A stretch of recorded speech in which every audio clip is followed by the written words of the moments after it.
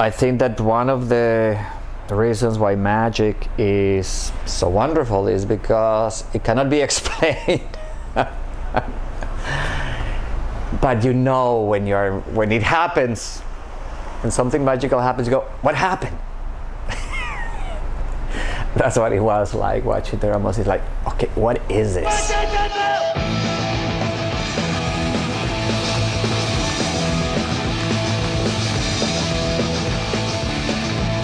Everybody was really scared of us. We were so different and so unique that they thought that if we became big, the whole industry would change. They were very simple, they weren't pretentious, and they were mean and nasty and also joyful. It was fun to listen to. If you go to a Ramones song, it's like you turn it on, it's like starting an engine, boom, and you hit the gas and it goes, you know?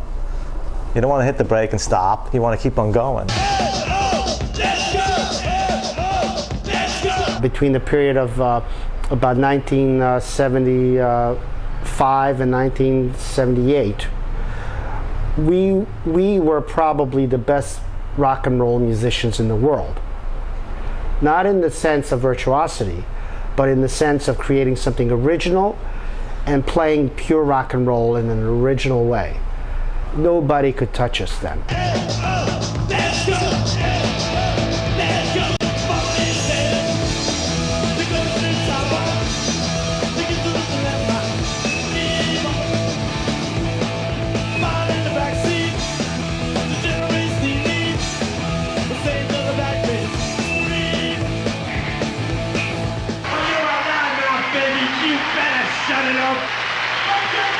We started like the summer of 1974, and we grew up together, lived in the same block, we were friends.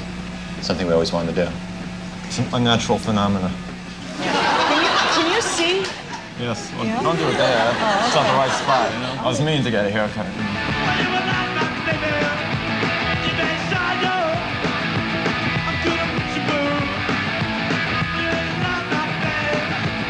I was there from the beginning, pre-beginning, to after well after the end. So I was there. Tom and I were friends I knew him from junior high school and high school. And he was always into music, and he approached me and said, why don't you pick up bass and play bass? And later on, somebody approached me to open up a rehearsal and recording studio on 20th Street downtown here. And I brought Tommy in, so we designed it and built it and managed it. Since we built it and managed it, we had time for our own projects. I had my bands I was working with, and Tommy had his projects. And one of his projects happened to be the Ramones. He was just actually producing them at the time. He wasn't in the group at all. He still got his idea out to somebody, and then somebody, Johnny would play the right guitar part, but he still got his idea across, even on a 4-string guitar, or 2 strings, or whatever. Sort of was a basic rewriting of the Alice Cooper, I'm 18.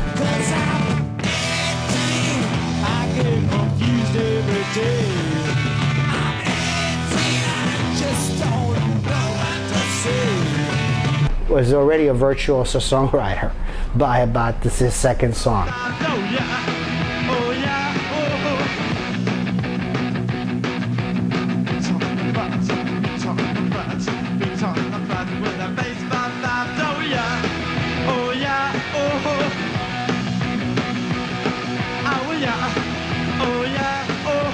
Of course, when you hear it now, it was it was happy. And I think the thing about it, they wrote these simple songs,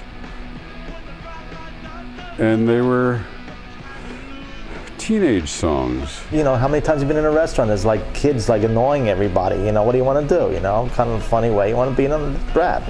Some of the songs are meant to be funny in a strange way.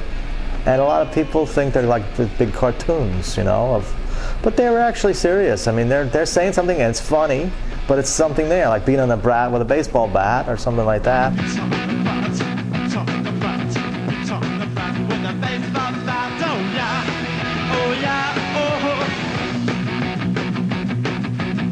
Yeah, they were disgusted with the way things were being done and where rock and roll was going. At least Johnny was, consciously. They were trying to do something that would bring rock and roll back to its roots. You started punk, kind of. Well, Well, we consider it a genuine rock and roll, you know, from the gut, you know. rock and roll was meant for punks, and it started I guess Elvis Presley started in the rock and roll or mid-50s. something, you know. Yeah, but punk is an answer to all the glitter and the stuff that costs a lot of money No, that you can afford. punk is just a rebellious rock for all kids all over. I mean, real rock and roll was punk. Not a bunch of old men playing music for your mothers and fathers. That's what you have now. It's what they call rock. For instance. Sticks. Yeah, Styx, Kansas, Foreigner, stuff like that. Your parents should listen to this. I mean, Is it mellowing My out? mother doesn't even listen to that. Your mother's more hip than that? Yeah. it's just they just want to clean up music and just push Pat Boone and all that. mediocrity on the on the public. The genre has gotten very strange by that point.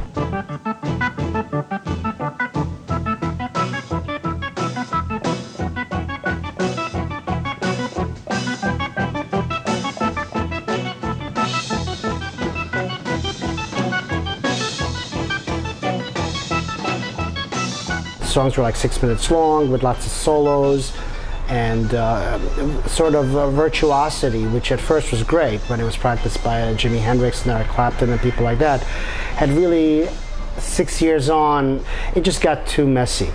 So we wanted to strip that down to its elements. We tried to bring back the original feel of rock and roll. Well, they listened to a lot of music growing up. You know, Beatles, Stones, Who. Little Richard, Fats Domino, Elvis Presley, Jerry Lee Lewis, the Everly Brothers, and on and on. And these people really influenced us.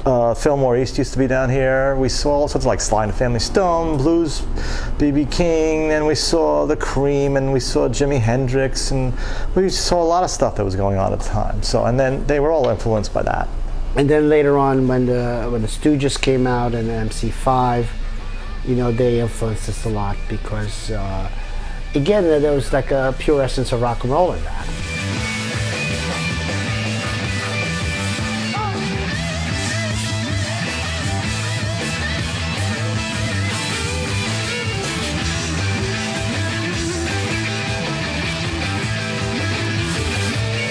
Also, we saw that these people were from like Detroit, sort of a kind of there was like a sort of rawness that they had that was very appealing to us.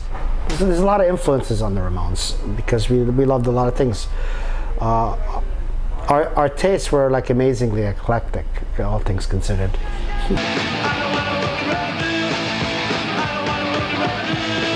At that time, back in the early 70s, there were a few places for not top 40 cover bands to play, you know, that weren't just playing the cover songs. There was a Mercer Arts Center. That place fell down, unfortunately. Max's Kansas City, it closed up. And CB's kind of happened by chance. He wanted to open up a country, bluegrass, and blues. That's what CBGB's means. And it was, this area at the time was like the Bowery. It was a lot of bums, and it was like raw, and it was a dumpy bar. And Hilly decided to take a chance on booking just unknown bands. They asked Hilly, and Hilly said, "Okay, you can play." What was the first gig like? It was terrible. First gig was terrible. T-E-R, yeah, terrible.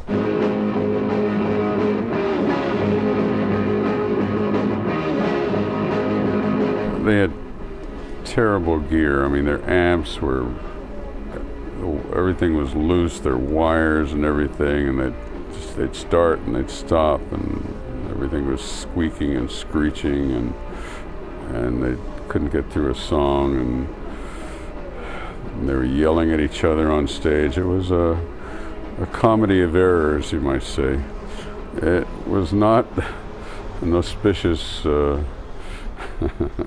first set, no. You know, you were going to a club and there was like 10 people there, or 15 people, and half of the 15 people didn't understand what was going on because they never saw anything like that.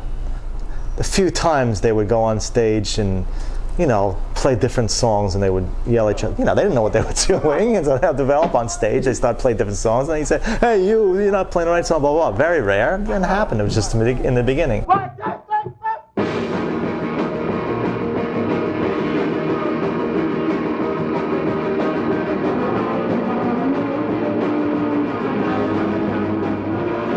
After that, they realized that the beauty of the Ramones is the regimentation. It was all together. They wanted to make sure that they went from one song to another song. There's no breaks in between songs.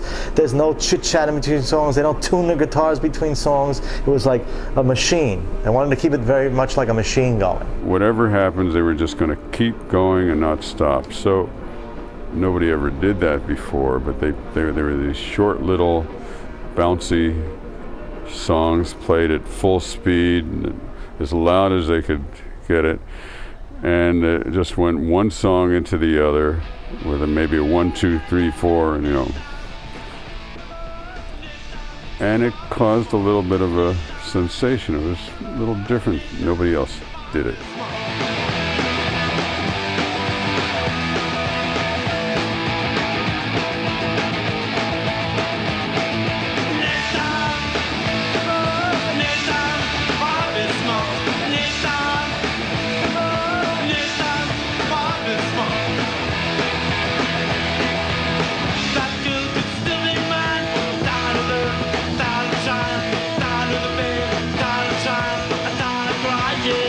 Sort of what you saw is what you got. I mean, there's a lot of genuineness there, you know. I mean, these people were like somewhat strange people, you know, and so it was just a natural, raw rock and roll band. You know, they were tried to look mean and nasty, but they were having fun.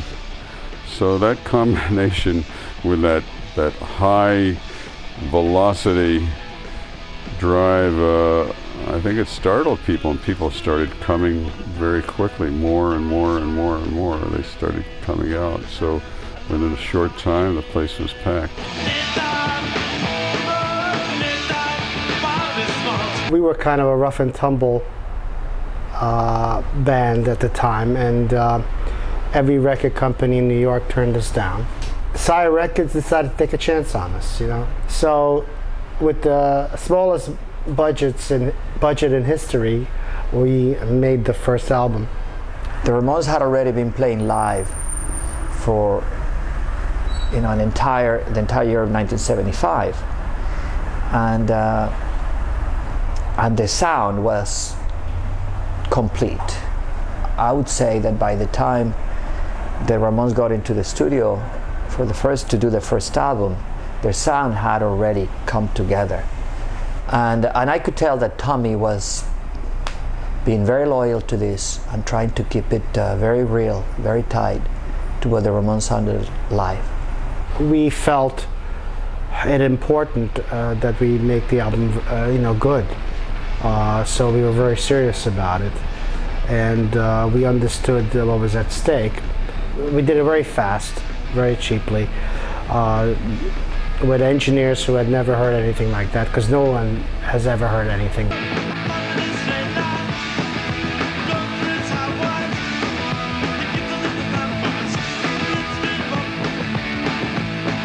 Probably even Tommy himself got caught by surprise by the limitations of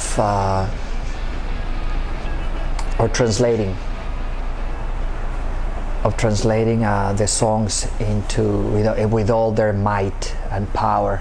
My drums were set up at the other end of the recording studio, which is a very long, place in a totally isolated booth. It was hard for me to get from there to the studio, and that combined with the fact that we had 12 hours to mix the whole album. It was very fast. They had very little money. But they didn't need a lot of production money, and they didn't need a lot of time. The Ramones never liked to take a lot of time recording. It was just fast, take 1, 2, 3 takes, boom, boom, boom, and that's how it comes out. And it happens to work for the Ramones. Johnny's impatience started to come alive right there and then. One of Johnny's most common phrases was, "What's the holdup?" You know, what's going on? What's the holdup? Johnny wanted things done immediately. I think Joey was enjoying it very, very much. I think that Joey didn't mind, didn't care, going through whatever it took, you know, to make sure that everything was going to be all right. Johnny was the opposite. But Johnny was so efficient. Plus, the style of what he was doing just lent itself to, you know, do it fast, do it quick, do it right. And Johnny always did it right, you know, from the first time. And people like to say that the Ramones songs are very simple and that anybody can play them. I must have heard throughout the years probably hundreds of people playing Ramones songs, and nobody ever comes close to sounding like John. We played that. Now it's very hard, especially at the speed that the Ramones played, to play like that. Downstrumming, nobody was doing it at the time. You know, most people play like this. He was just going down, down, down, down, down, down, down. He developed the whole thing just to fit the Ramones style, you know? I thought Johnny Ramone was a brilliant guitarist for what he was doing. I mean, he came up with an original, unique style of guitar playing. He knew what he was good at and perfected it to the ultimate degree. So as far as punk rock guitar is concerned, he was the best. I think he was a genius. A genius, to me, by definition, is somebody who invents his profession. And that is very, very different from being a technically accomplished musician. I had this discussion with John a couple of times. I told him that I felt the Ramones were way better artists than musicians. To him, that was too artsy-fartsy an statement.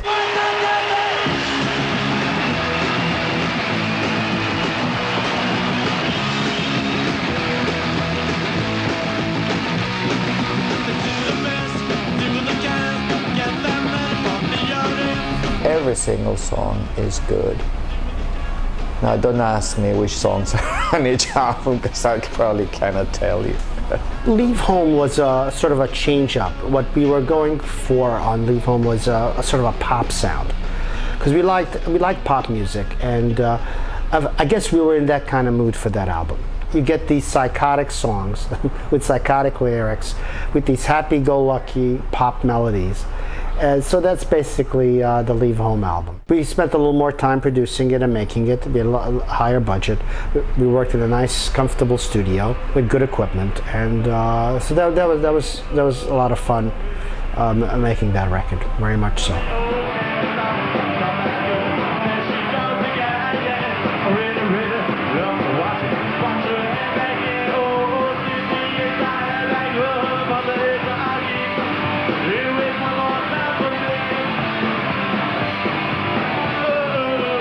I happen to like Susie's a Headbanger very much, because to me that's like our country song. It's got a countryish melody, with psychotic lyrics. Chewing out a rhythm in my bubble gum. How American is that? You know, how happy American teenager is that?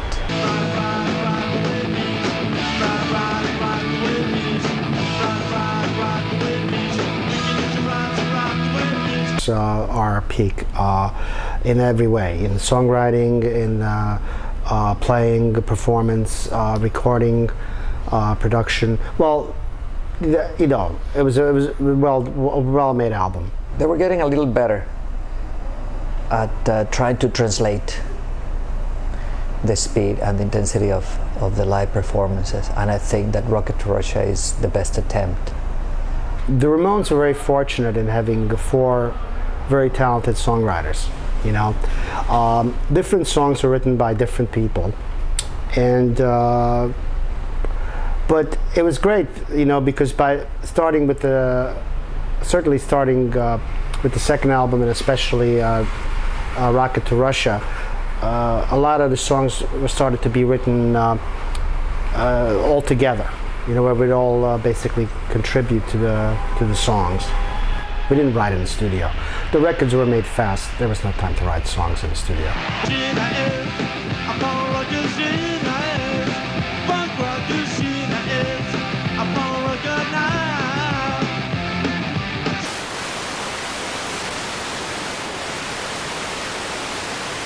Losing Tommy was a bit of a shock. Even though we kind of knew that he wasn't that happy.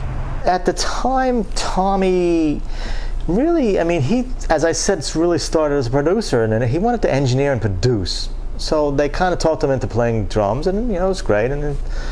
But the road was too much for him. What made the Ramones so great, you know, their high-strung energy and their sort of strange behavior created some great songs, but it also made it very hard to be with them round the clock for someone like me, and so it sort of like was disorienting, and I was starting to lose touch with reality because their reality isn't the average reality. I think that the fact that the Ramones' recording career did not get the level of success that was expected, that reflected on Tommy.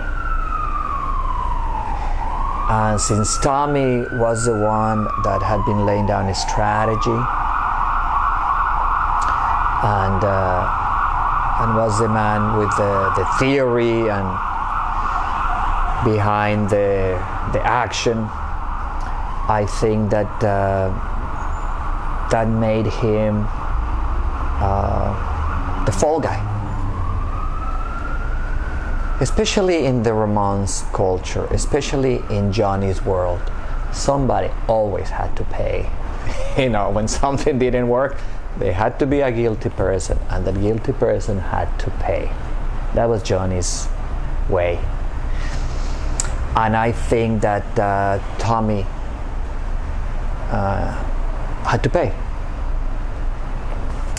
So Tommy started being treated with less and less respect. So Tommy decides to leave, and everybody is kind of shocked and surprised. But of course, Johnny, in all his practical wisdom, decides it doesn't really matter. You know, that anybody that plays drums, that if Tommy can teach him and explain to them the style, will do fine. He said, look, I'll produce the band, we'll find a drummer who can play better drums than me. They said, yeah, it's a good idea. And Marky happened to be in the scene. They knew Marky. He was with lots of groups, the Voidoids and television, and he goes way back. Great drummer. Brought him in. Tommy worked with him for a few months or so, and terrific, fit in. And for things just happening, you know, you remember more clearly, and I was more attached to the original band, but Marky's came, you know, a few years later, and he's done a very good job. I can't say who's better or not. I feel that Marky was a very good drummer. He could definitely hit the drums harder than Tommy. And I think that at that point, you know, Tommy having created this style, come up with the formula, I think that it was, you know, if not irrelevant, not terribly important, who was playing the drums. He was very enthusiastic, and basically he combined his style with my style, and what we did at that point was shift gears. That album was very influential in its sound and production techniques, and I'm very proud of Road to Ruin. It's a great album.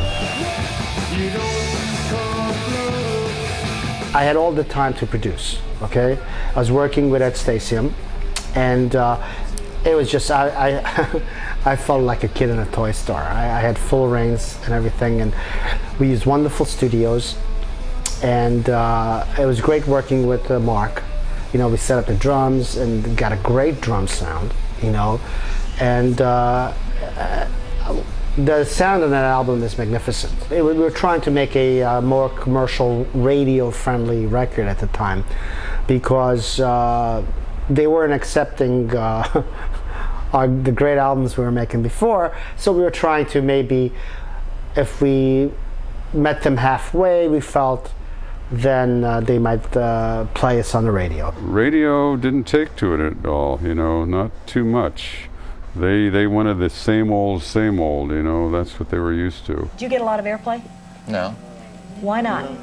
because radio's like television, and all they want to do is push crap on the public.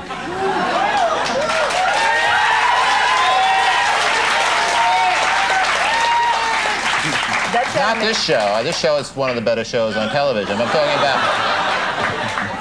I mean, I'd say something bad about this show too, but I just feel that way. I mean, I'm just talking about situation comedies and things like that. If that's what you Right. mean. Yeah. I'm talking about situation comedies. But what about It's like the radio? You, that must make you mad, because you really, you really thrive. I mean, you survive on airplay, don't you? You need that to sell your records.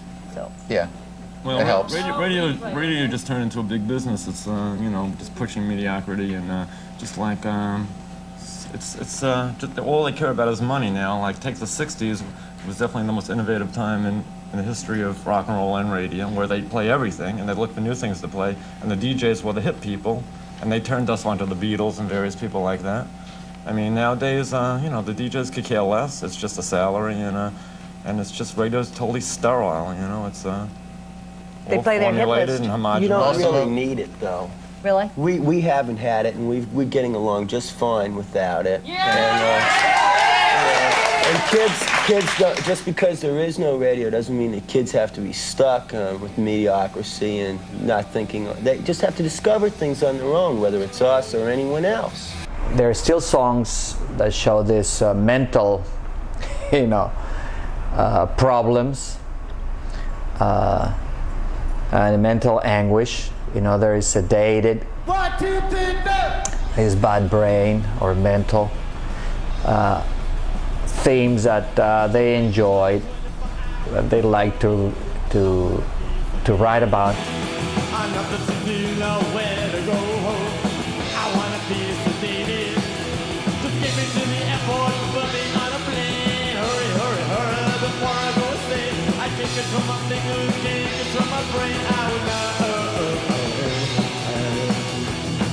Well, they all had mental issues. That's why they wrote a lot of songs. I don't know if you notice, there are a lot of mental references to a lot of their songs. You know, because they're spoofing on their own conditions, kind of. You know what I mean? What made the Ramones great was their sort of basic eccentricities and uniqueness, combined with unfortunate emotional distress they might have brought with them and everything. And so they came with problems, you know, and these problems helped them come up with the great songs. I mean, the songs are mostly biographical or based on true events to a large extent. Difficult for people around him, especially with his obsessions, with his obsessive compulsive behavior. Yeah, it was a pain in the neck being around him, you know. But he never really had a problem with it himself. The OCD didn't affect his creative abilities at all. It didn't affect his performance at all, or anything like that. It basically was a handicap as far as everything else was concerned. Compelling? Oh yeah. I mean, there was nobody like him. He was completely unique. I mean, just looking at him. I remember the first time I ever met him, when he was a young kid, you know, and he was just so striking looking and so different. And I thought this would be an interesting looking front man, because he was so different from the usual lead singer front person. When you were in front of him, you could either decide that he was a very ugly guy or that he was delicate to the point of being extremely beautiful. I could look at him from a certain angle, at a certain light, and go, oh, this is what girls see in him.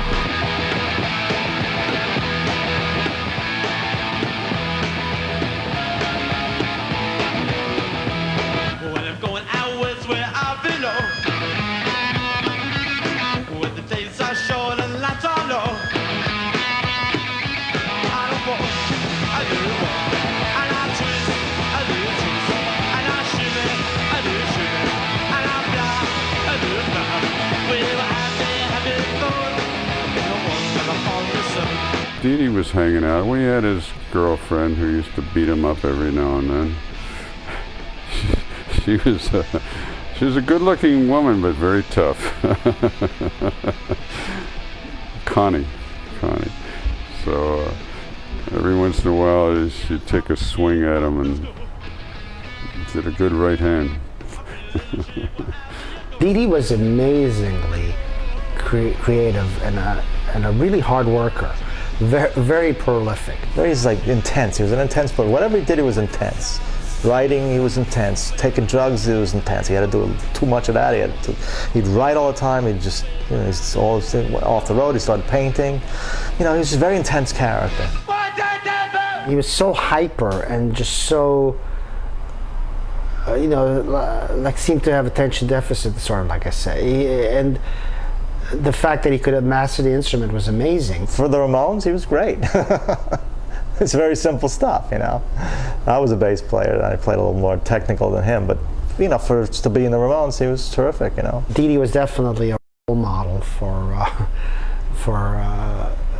certainly for punk rock bass, as well as other things. I mean, he influenced, like the Sid Vicious was, if you look at him, he's kind of like a little Dee Dee, he wanted to wear his bass like Dee Dee, he wanted to dress like Dee Dee, so he really influenced a lot of people. Once he was given the go-ahead to write these songs, that people were going to listen to them, I mean, he went full steam ahead. Unfortunately, he had problems. Mental problems. He had multiple personalities, and unfortunately, his personality that kind of brought him down took over too much. If you read his books are like very depressing, and everybody's against poor Dee Dee, and it wasn't like that. It's all in his mind basically, and he just couldn't handle it. What was going on? It's unfortunate. He painted himself saying, "Hi, this is me, the good Dee Dee, the one that everybody loves so much. I am almost perfect. I'm wonderful."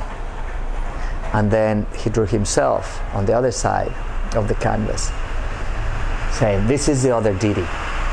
All I have is my hate power." Problem with movies is you got to sit around a lot until they set up the scene, and then they do the scene, and then they set in another scene, and you're sitting around. There's a lot of sitting around, so he was kind of frustrated. But he enjoyed it. He's a movie buff, and he liked being around the movie business and stuff.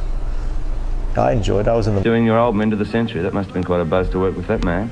Yeah, well, he approached us 3 years ago in Los Angeles and told us how he wanted to make a comeback, and he was looking for somebody original and doing something different. And, and he told us he was a big fan of ours and that he wanted to do an album together. Well, I've been a big fan of Phil Spector's for ages too. Yeah, It's a great album too, Into the Century.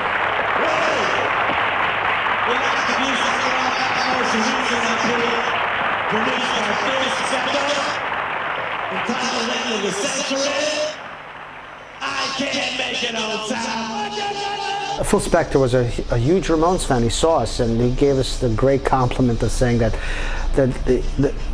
we were the first band he's seen since the Rolling Stones that excited him, or something like that. And I thought, wow, that was a major compliment from him. And so yeah, he very much wanted to work with the Ramones. Each producer brought their own little thing to the thing. They were always looking for somebody that would take them over the top, Phil Spector, Graham Gouldman, John Beauvoir, somebody to that the people, you know, just take them into to the radio stations. Hey, let's play this album finally, you know.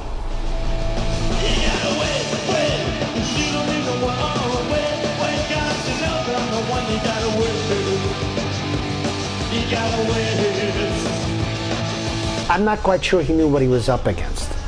What you know, because the Ramones were so strange to work with to begin with, and from what I hear, he's a little bit strange himself. So it's like the combination is wow.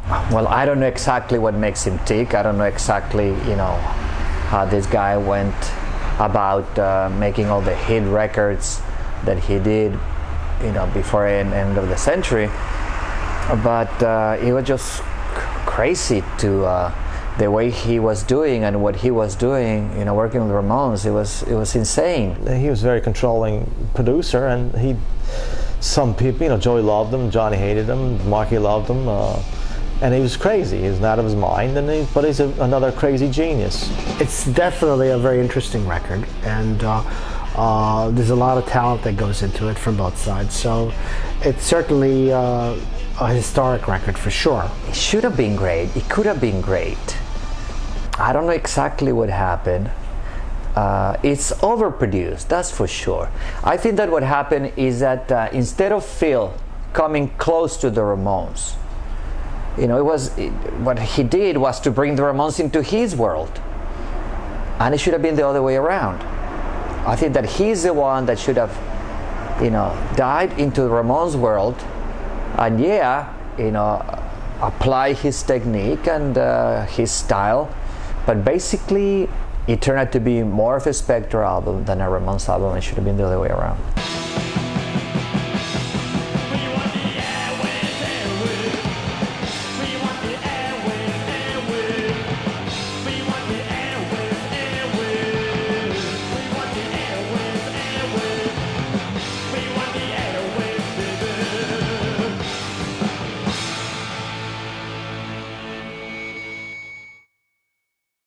I think that right after end of the century, I felt like it was open season on the Ramones. I mean, anything goes. They'll try, the record companies will just try anything and everybody to try to get something out of the Ramones. They became like guinea pigs. I thought it was ridiculous. How do you feel about the bands that you really inspired back in the mid-'70s, like Blondie and these people, that have, in a sense, commercially eclipsed you? Does that make you mad at all? No. I mean, they took that way to do that, play, disco music and things like that to make it. We do what we believe in, we have our integrity, and we're happy doing what we do. The only band that stuck to its original ideals, Everybody else took the easy route, Everybody else either went the sound of Bruce Springsteen, like Elvis Costello and people like that, or they went disco, or they went reggae, or something like that. We're the only band that stuck to our original idea, And which was hard driving rock and roll. That's what rock and roll's all about, Yeah. Oh, we're not mad. We're doing what we want to do, and we're happy doing this. And you're making some money, right? Obviously.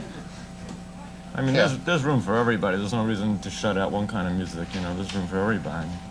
Well, the Ramones would cycle between trying to have a commercial record to going back to their roots, depending on what producer they brought in. That was them, I guess, going for a more rock and roll thing. Didi consistently would write good songs, but I think that the sound was nowhere. It was getting farther and farther away from what made the Ramones great. I'm glad they experimented. I think it's good that they this way they have a nice variety of albums and different sounds for different people, and this offers the public a lot of variety to listen to. They just started getting lost. I think Johnny knew it, and Joey kept trying and thinking. He didn't want to give up, and he kept hoping that something would get done and the band would get a hit. But I think that Johnny just gave up, and they just wanted to concentrate on the performances, you know, on touring. That was the only thing that mattered.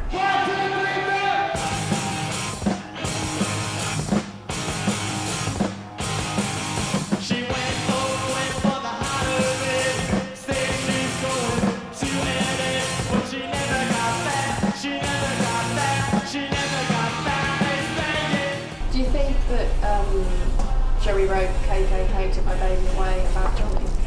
Well, that's what I said in the movie, End of the Century. Maybe. This makes a good story, though. And they'd talk. It wasn't like they never said anything to each other. They had to communicate, but it's, you know, like in a van, they wouldn't talk to each other. I talked to Johnny, Johnny talked to Marky, Marky talked to Joey, Joey talked to Marky. Just Joey wouldn't talk directly to Johnny because he didn't want to talk to him, you know. Which is a good idea, basically, because they realized the Ramones on stage were a bigger thing, you know. Now, if they started talking and fighting, then the group would break up, you know, or they hurt each other. But they realized once they got on stage, it was something totally different. Off the road, it's better not talk to him, you know, just ignore him at the time. Not fight, which is a great idea. If they fought, they'd hurt each other, kill each other, then the band would split up. There would be no more getting on stage as the Ramones. So it was a smart thing to do.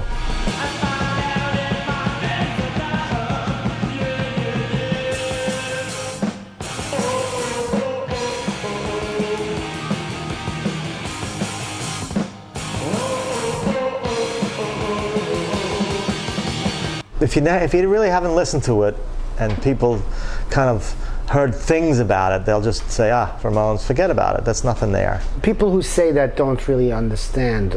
They haven't had a chance to really listen to the songs. If you listen to the music, there's something there. It's a lot deeper than people think. There's a lot more going on than people think in the songs and the structure. You know, there was all very well thought out and structured. I mean, that was good. Johnny was very good at that. He was very good at structuring things. He was very taskmaster-ish. That's why Didi didn't, towards the end, he didn't like being told what to do and too much, you know. So he kind of wanted to just go. I don't want to be in the Ramones army anymore. I'm leaving. You know, goodbye.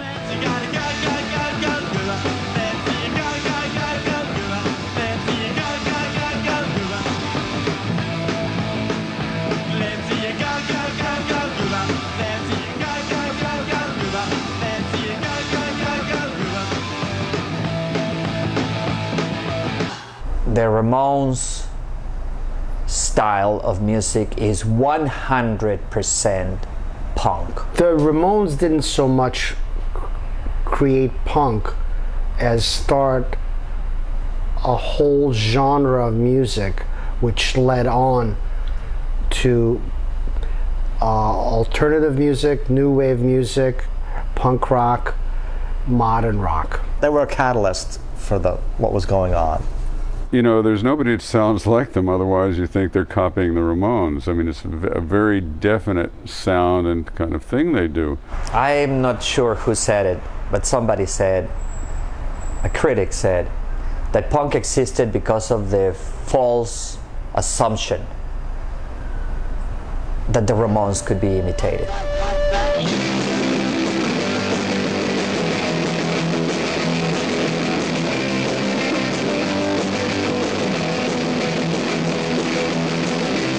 It's just a wonderful feeling to feel like you're in the best band in the world, which is the way I felt when I was working on those records, and I felt very privileged to be able to be at that place doing this. I couldn't believe that this was actually happening. The Ramones were geniuses, musical geniuses. They're not Eric Clapton. Let's put it that way, you know what I mean? Eric Clapton's a great musician. The Ramones are great artists who play music, the best punk rock in the world.